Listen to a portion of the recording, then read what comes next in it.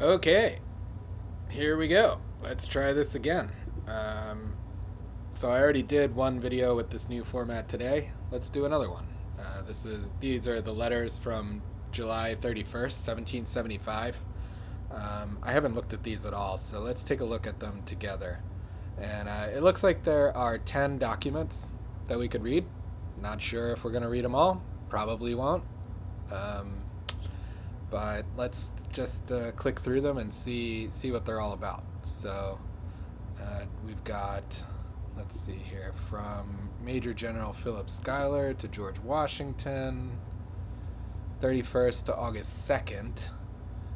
Abigail Adams to John Adams, William Tudor to John Adams, James Warren to John Adams. So a bunch of letters to John Adams. Then we have David Hartley to Benjamin Franklin. We of course have general orders, as always. We got Lieutenant Colonel Loammi Baldwin to George Washington. Nicholas Cook to George Washington. Colonel Timothy Daniels to George Washington, and Colonel Timothy Daniels to George Washington again. Okay, let's see. Let's start with, let's click through them. So we'll look at this. How long is this one? It's doable. Abigail Adams.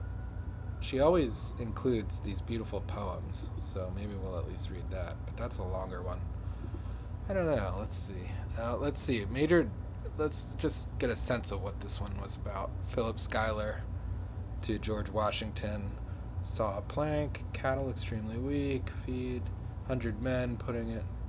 Okay, so just sort of a general report. Yeah. The body of troops left for Boston, going to Canada. I don't know. This one maybe is not necessarily something we need to read. It is just an update, basically. I think Schuyler is in Ticonderoga. Yeah, Ticonderoga. So it's just Schuyler went up to Ticonderoga last week or a week before to just secure that fort because it needed better fortifications. And he described in a previous letter that I read a week or two ago that when he arrived at Ticonderoga, the the military personnel were just sort of standing around. They hadn't improved their situation at all. They hadn't done anything in the way of fortifications, digging trenches, improving the defenses of the fort. They hadn't done anything. So he was sort of, he had his work cut out for him when he got there. And this sounds like a bit of an update, so we'll just kind of leave that be for now. Let's check out general orders. Yeah, we'll probably read this. I mean, let's see. Continental Congress appointed Joseph Trumbull. Particular authority, distinction, forthwith, exact return of provisions. Cambridge, Roxbury. Maybe not. I mean, it's on explanation. Return is true receipt. The passing of the account of the different colonel commissaries heretofore appointed and will be allowed as such. That's sort of, we don't need the commissaries at present appointed by the several colonies. Forthwith make up their account of the 3rd of August. These are just, military orders. They're fairly dry. Yeah, I'm thinking we're gonna skip this. Yeah, let's skip that. Let's skip general orders. Lieutenant Colonel Loammi Baldwin. I don't know who that is. Let's Google who he is.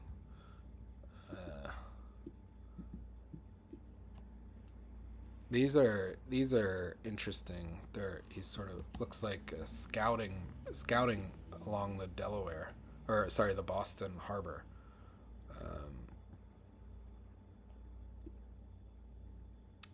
Yeah, he's talking about people coming in and out of Boston. Should be glad, your excellencies. letters that come out of Boston, whether my inspection shall be sufficient to let any pass, that I should think proper, or whether you would choose to see them all yourself. There are people now waiting to know your excellency's answer that want to proceed into the country. Suppose if they pass as a number did before, I had your order to, they may, if they are so disposed, go to the camps, and I am now obliged to let them go out about among the neighbor for support. Okay, I'm not sure what this is about. I would inform you with my men up the hill, Nias. Watch them very critically, discover any. Okay. Let's just make sure we know who this guy is, you know. Loammi Baldwin. That's what he looked like. Okay.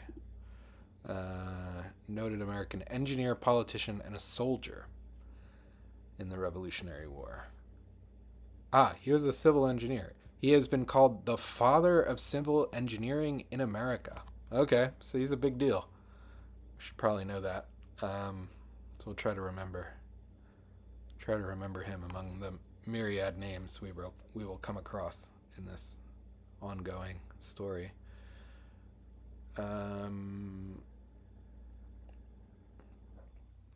I see. So he's one of the several fathers of civil engineering. He's not the only one, but okay. He surveyed and was Middlesex Canal. He built the Middlesex Canal. He developed a Baldwin apple, which is a type of apple. Cool. That's pretty neat. There are so many types of apples. Apples have, hundreds of varieties. It's very fun to come up with your own variety.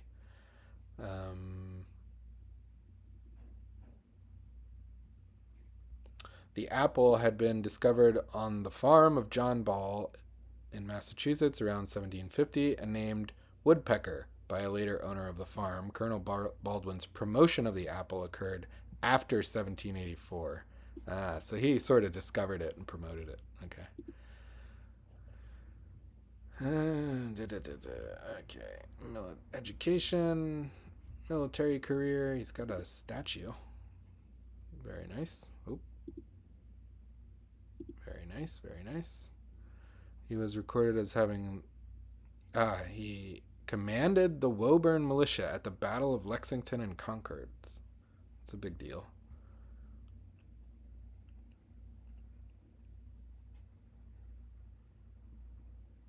Okay, he gave this description. We mustered as fast as possible. The town turned out extraordinary and proceeded towards Lexington.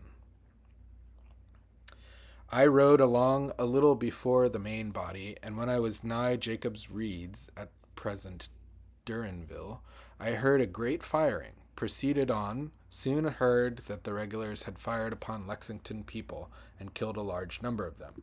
We proceeded on as fast as possible and came to Lexington and saw about 8 or 10 dead and numbers wounded. He then, with the rest from Woburn, proceeded to Concord by way of Lincoln Meeting House, ascended a hill there, and rested and refreshed themselves a little. He had several good shots, and then proceeded. Okay, so this is just an account. You can read the rest of this if you want to hear more.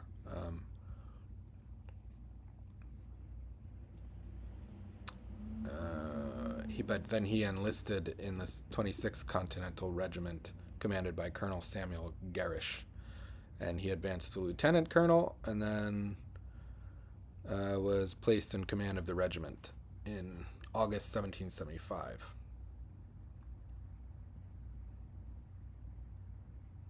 Yeah, he was a big deal. Okay, great.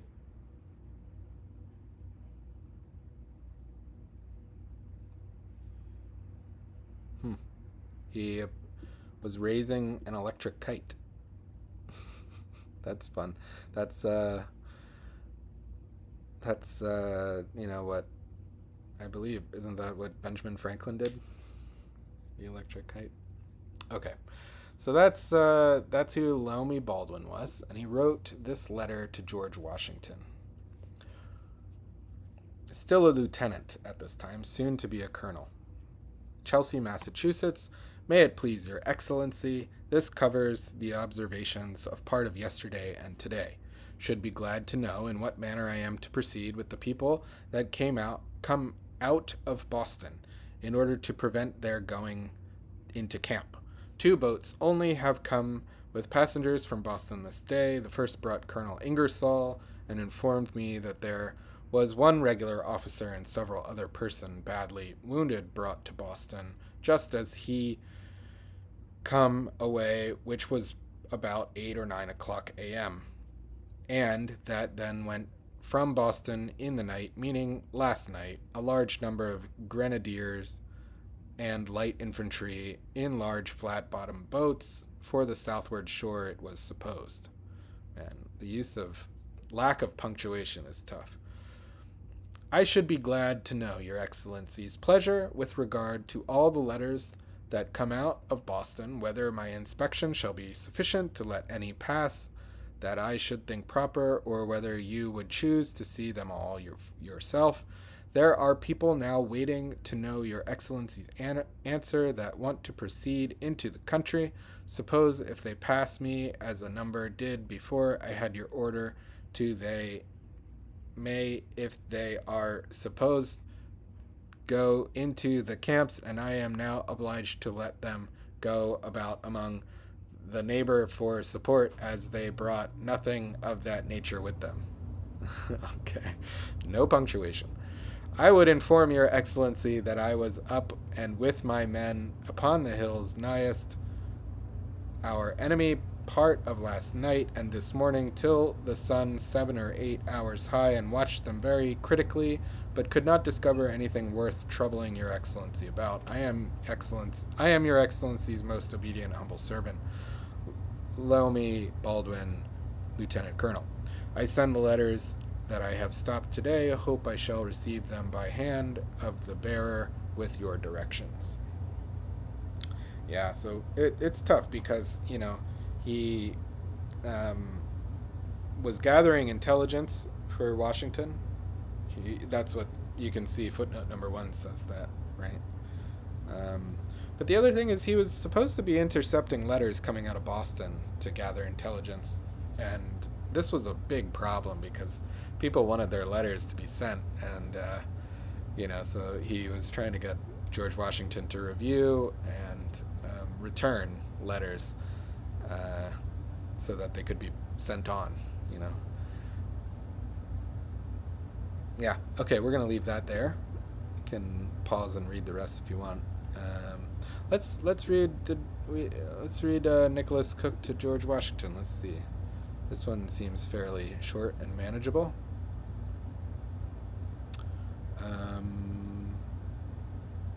Okay, Nicholas Cook. Let's remind ourselves who was Nicholas Cook, right? Because we need to remember. Nicholas Cook.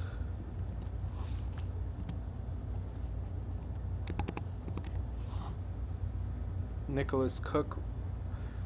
Ah, this guy. Oh, yes. I recognize him. He was the governor of the colony of Rhode Island. Right.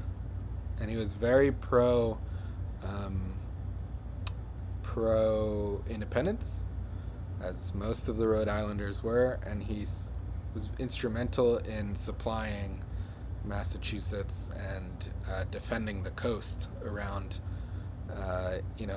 Cape Cod, and then the coast leading into Connecticut and into New York. So, okay, let's read this letter.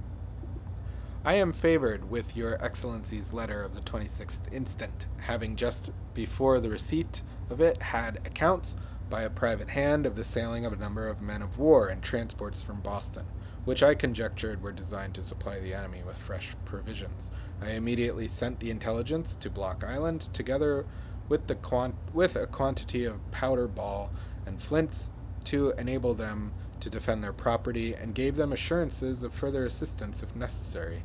We have no accounts of this fleet from any part of our coast, so that I think it probable they were destined to the eastward.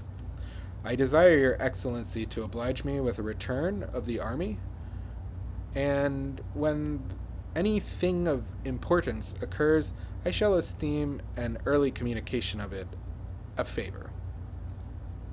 I am, with great truth and regard, sir, your excellency's most humble and obedient servant, Nicholas Cook. So these were these vessels bypassed Block Island to raid Fisher's and Gardiner's Island. I covered this in the video previously regarding this guy Joseph Grove. There's a video I did maybe 3 or 4 videos ago called "Is Joseph Grove a Spy? Or Was He a Spy? An English Spy." And in that, Joseph Grove was a man from Boston who escaped out of Boston to give the colonial army intelligence that these vessels, this British fleet was going on a raiding party along the coast. And so George Washington sent a letter to Nicholas Cook saying, "Hey, watch out, here comes a raiding party." And this is Nicholas Cook saying, "Yep, they came around and they raided Fisher's Island and I guess Gardiner's Island. Fisher's Island was off the coast of New London. New London is, if Boston is here and then Cape Cod is here, the ships came around Cape Cod and then here's Rhode Island, and they went past Rhode Island just to Fisher's Island. And Rhode Island and Connecticut sort of start right there. So Connecticut starts right where Fisher's Island is, off the coast of New London, Connecticut. So that's what this was about. It was about those ships raiding Fisher's Island and then returning to Boston with provisions. They took a bunch of cattle, they took a bunch of sheep and cows off Fisher's Island and brought them back to Boston to feed people and the army. So, okay, moving on. Let's see, Timothy. We're not going to get through all these, are we? Let's just click into these and see how long they are. Timothy Daniels. Okay, you can. During Lexington, he alarmed a command of 8 militias, and then he was commissioned colonel. Okay, Joseph Reed, colonel. Let's say pest general are the pest of the army. Okay, I'm not gonna. We're gonna move on. Colonel, let's do the next Colonel Timothy Daniels. Should be delivered the substance of the enclosed petition viva voce, and it had alarmed the camp. That's 3. Nah, we don't need to know. We don't need to read this, right? Here, you can, if you want to read it, you can read these if you wish, but I think this is not worth our time here. Let's see. With the time we have left, do we want to do the Addams family letters? Let's at least read these two, James Warren to John Adams. Let's start with David Hartley to Benjamin Franklin. Oh Lord, this one's long.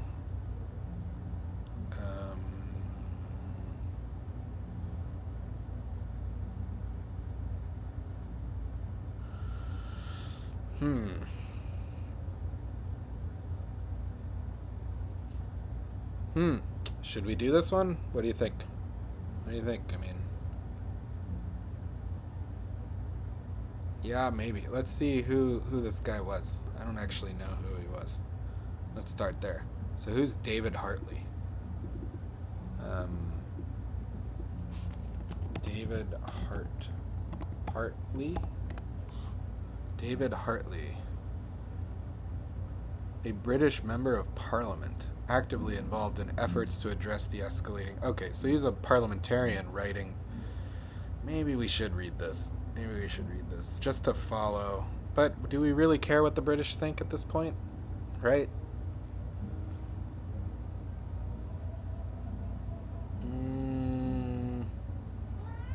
I don't know if we really care. But, nah. Alright, enough dilly-dallying. Let's just read a bit, and if we don't like it, we can give up in the middle. Anytime we wish. Because it's my show, right? Dear Sir, this is from Golden Square, July 31st, 1775. Dear Sir, I am very glad to collect by a phrase in the letter from the Congress to the Canadians that they think once more of imploring the attention of their sovereign. I can give you no information of the state of the ministry. I should be one of the last to be informed of their counsels. The great fear that I entertain is lest they should make things desperate with America in order to screen themselves. I can easily foresee that in a short time we shall have very little communication or intelligence from America, but what the ministry please to retail out to us, and that modified as they should think proper. Yeah, makes sense. If they act the part of go-betweens making mischief and can intercept the communications between the two countries, they may make each country think ill of the other, by a course of mutual misrepresentations. All of the accounts that were laid upon the table of the House of Commons last year were garbled just for the purpose of misleading our judgments, and the same will probably always be the conduct of men who have an interest to foment a quarrel between the two countries, with a view to justify themselves ex post facto, and upon subsequent acts of violence and ill blood, which are inseparable from a state of war, to deceive the people of England into a persuasion that our brethren in America were from the first ill disposed to this country. The ministry have the command of the sea, and thereby all correspondence. They may permit none, but of the most violent libels against the Americans, to be sent over to you in order to make you believe that the spirit of this country is against you. Sure. They may, on the other hand, give us just what accounts as they please.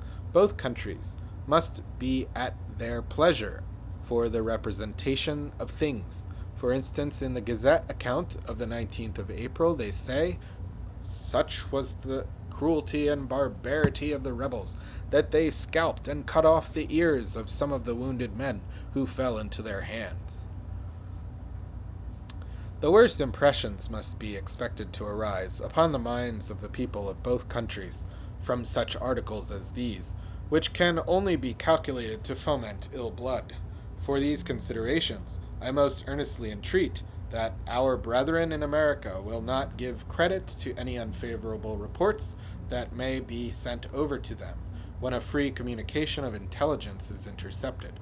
Disbelieve all such reports, and trust to the generosity and justice of the minds of the people of England.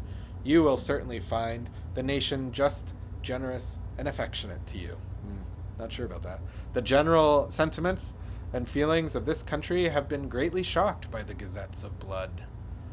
Not that of enemies, but of our brethren, our fellow subjects. I hope that even these horrid events will not turn off the General Congress from making some proposals for accommodation. The people of England cannot be alienated from those of their own blood, their own brethren and friends in America, if they still find you earnest for reconcilement. You know that the heart of this country was not alienated from you when you left us. Your friends, Mr. Masters, Osborne, Falconer, and Reed, bring you more recent intelligence. Being discreet and intelligent persons, they can judge of the temper of this country, and they will tell you that it is not unfavorable to you. Whatever you hear to the contrary, believe it not. Rely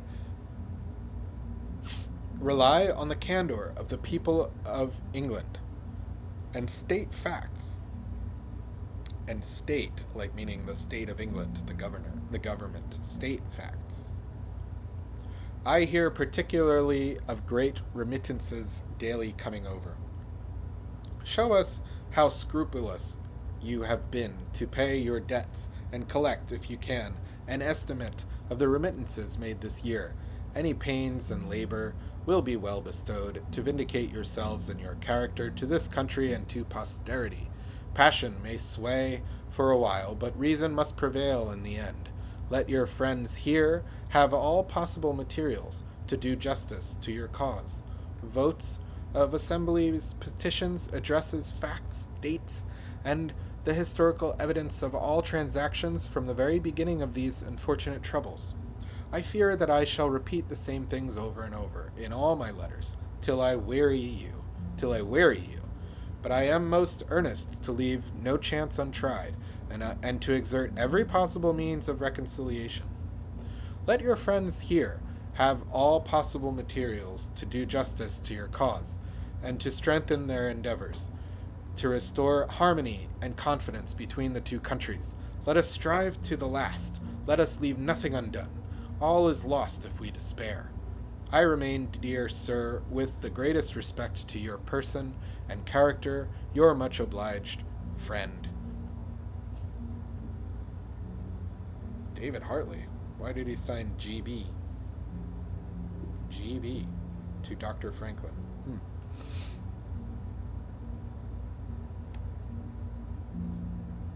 Well, here are the footnotes. We're not going to read them. But you can pause and read them if you like. Why did he assign GB? It's very strange. I'm not sure. Great Britain, maybe. Okay, now let's just get to the Abigail Adams to John Adams letter. That's the one that I really want to... I don't really care about the rest, right? William Tudor to John Adams. Well, this one's kind of long, but is it interesting? I have a minute. Disfavored. Saturday, Cambridge, regulars, Charlestown, neck at night, brush this morning, answered. Okay, we don't really need to know these. The men grumble for pay and fresh provision. They are distressed, chagrined, and confounded.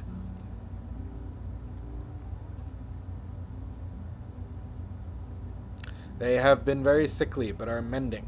The regulars burnt the George Tavern on Saturday night and lost one man who deserted. Last week we had 5 deserters come over. I expect many more. Okay. Complaining about the court-martial, how fatiguing it is. And that's about it, right? Yeah, we're going to skip the rest. Feel free to read it if you like. But we're going to go on to Abigail Adams, to John Adams. Because I've been really interested in the Adams letters. So let's finish off with this. Braintree, July 31st, 1775. And Braintree, just to show you where Braintree is, because that's a fun name, Braintree. But basically, Abigail Adams the Adams family had a farm, I believe, in Braintree, Massachusetts, which is south of Boston. So you can see Boston up here. Boston is here, and Braintree is down here, right?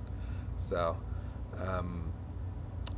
yeah, the Adams family was sort of from the south part. I believe that's where they had their farm, and that's where Abigail Adams would have been in August, because August was a pretty important month for farming, and she and the family would have been farming at that time. So, okay. Okay, we have a visitor. Come here, my cat. Oh, careful.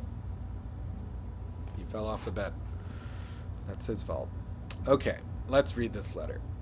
Braintree, July 31st, 1775. Abigail Adams to John Adams. I do not feel easy more than 2 days together without you writing to you. If you abound, you must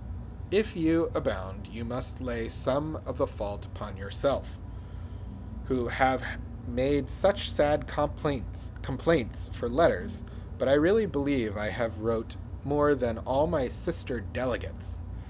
There is nothing new transpired since I wrote you last, but the sailing of some transports, and 5 deserters have come into our camp.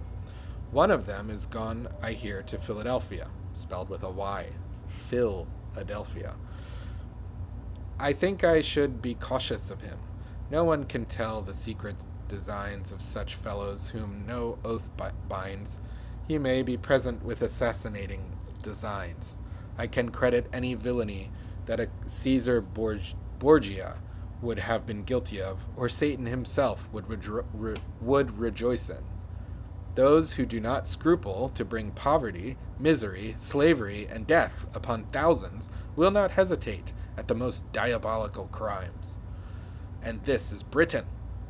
Blush, oh, Americans, that ever thou derivest thy origin from such a race. We learn from one of these deserters that our ever-valued friend Warren, dear to us even in death, was not treated with any more respect than a common soldier, but the savage wretches called officers consulted together and agreed to sever his head from his body and carry it in triumph to Gage, who no doubt would have, quote, grinned horrible a ghastly smile, end quote, instead of imitating Caesar, who, far from being gratified with so horrid a spectacle as the head even of his enemy, turned away from Pompey's with disgust and gave vent to his pity in the flood of tears. I don't know if we believe that story, but... Quote, how much does pagan tenderness put Christian benevolence to shame, end quote. What humanity could not obtain, the rites and ceremonies of a Mason demand. An officer, who it seems was one of the Brotherhood, spelled with a W, brother, that must be a typo. One of the Brotherhood requested that as a Mason, he might have the body unmangled and find a decent interment for it. He obtained his request, but upon returning to secure it, he found it already thrown into the earth, only the ceremony of being first placed there with many bodies over him. Quote, nor writ his name was tomb should pierce the skies, whose tomb should pierce the skies. Glows my resentment into guilt? What guilt? Can equal violations of the dead? What guilt can equal violations of the dead? The dead now sacred, how sacred, sacred is the dust of this heaven-labored form erect, divine, this heaven-assumed majestic robe of earth. Yeah. So the rest of the letter is from August 2nd. Maybe we'll come back to it. Because, here's the date, August 2nd. She's saying, thus far I wrote and broke off. Hearing there was a probability of your return, I thought not to send it, but the reception of yours this morning of July 23rd makes me think the day farther off than I had hoped. I therefore will add a few lines, though very unfit. Okay, maybe we'll try to remember to come back to this on August 2nd. But there you go. There are the letters from July 31st or 31st of July. There are a few more long ones if you want to read them. But we're gonna leave it. We're gonna leave it there for now. So, if you like this format, please let me know in the comments what you think. What do you think of these letters? And give a like and a subscribe. And we'll see you tomorrow for the next one. All right. Thanks. Now I have to figure out how to end it. Right? I gotta end this video somehow. Gosh.